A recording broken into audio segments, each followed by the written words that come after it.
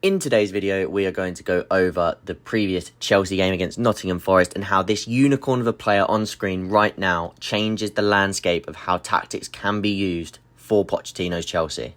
To understand this game, we have to first look at the starting lineup, which is exactly the same as the team that beat West Ham 5-0. From the get-go, you saw Cucurella continue to invert into that midfield, but changes had to be made in how he was progressing play during build-up due to that Nottingham Forest 5-3-2 out of possession.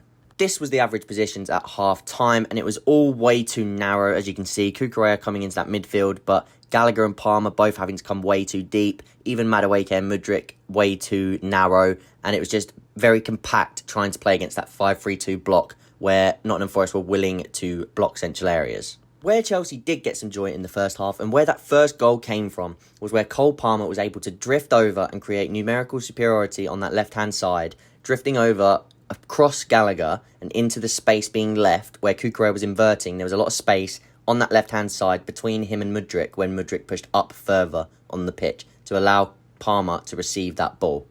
Here you can see Palmer receiving the ball in and around zones 10 to 13 in between the two. But also what you can see is two of the Nottingham Forest midfield three, they're all trying to keep those gaps clogged in the middle. So they're trying to stay far enough apart or close enough together that the ball can't just easily go through to Gallagher in zone 11 to 14. What this means is the Forest midfielder can't quickly enough get out to Cole Palmer, which gives him the time to get his head up, pause for a minute and take a touch to then let Mudryk get in stride before he plays that beautifully weighted pass into Mudryk. But him being able to drift over into this position, these were the areas that Chelsea were able to affect the game. Because as you can also see from this picture, Caicedo's actually joined the back three and Cucurella is basically playing as a single pivot. So Chelsea had already in that first half, due to the 5-3-2 of Nottingham Forest, had to change up to sort of a 3-1-6 build-up shape. But of course, as we know, Nottingham Forest equalised with that Willy Bolly header. It was quite poor defending from, I think it was Jackson who didn't follow his man. But how did Pochettino change the game? Of course, we also went 2-1 down with Callum Hudson-Odoi scoring against us, against his former club, scoring the goal and actually celebrating. But Reece James comes onto the pitch, back from injury, and how did the game change in that last sort of 12-13 minutes from when Reece James got substituted on and the other substitutes also played a massive factor? Well, what we actually saw was sort of this 4-4-2, 4-2-4, where Palmer was actually playing a lot deeper. But of course, by doing this, it meant in possession, Palmer could then drift forward, Cucurella could sort of invert again, and Chelsea would sort of create this 2-3-5 formation with inverted fullbacks on both sides.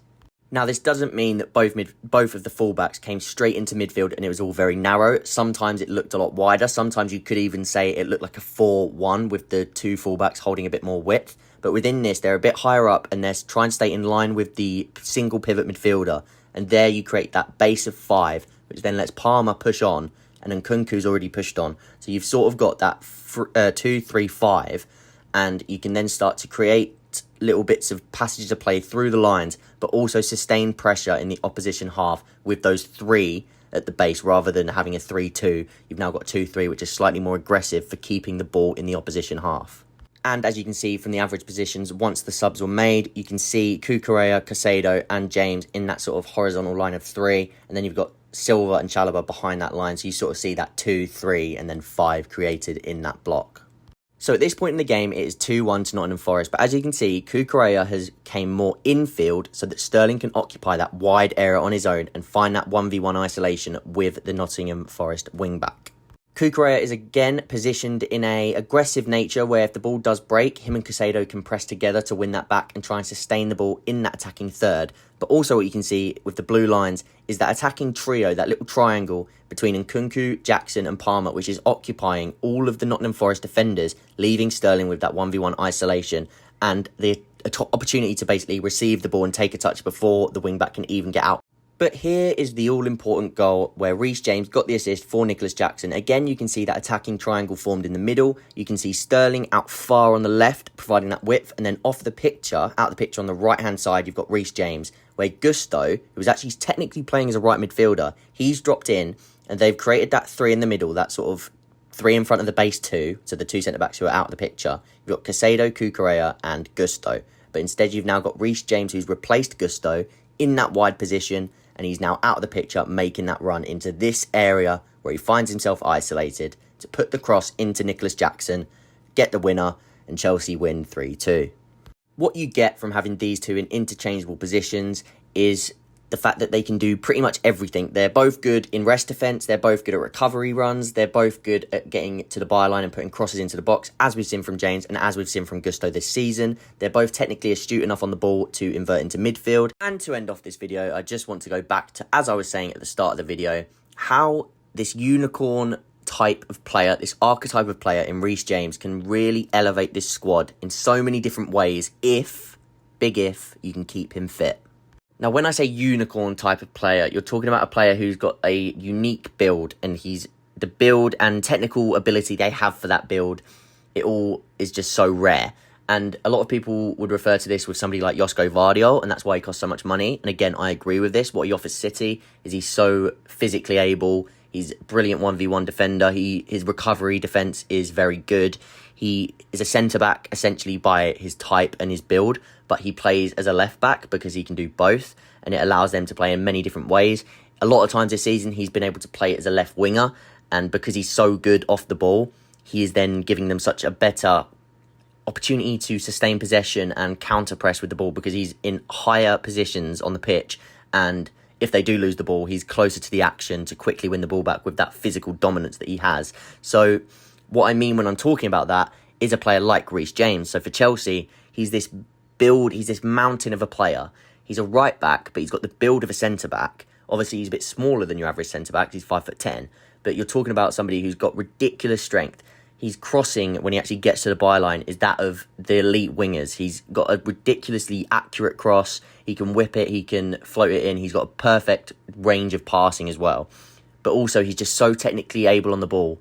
He's press resistant when he's in the midfield because players bounce off him. He's a ridiculous 1v1 defender. Players have even tweeted about this and put this in their Instagrams before. You got people like Vinicius Jr. who got 1v1. They didn't know what to do against him.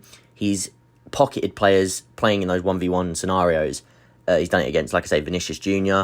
Pretty sure Salah's said it before. No, it wouldn't have been Salah because he was on the right, so it might have been Mane I'm thinking of. But there's been multiple players that have said Reece James is the toughest player they've played against. So my point with this is he offers so many different ways to play. You can play in that 2-3 because he can play as an inverted fullback. You can still play that 3-2 and he can become that right winger because he's that good. Like I said, like when I was showing the pictures earlier from where he received the ball and crossed it in.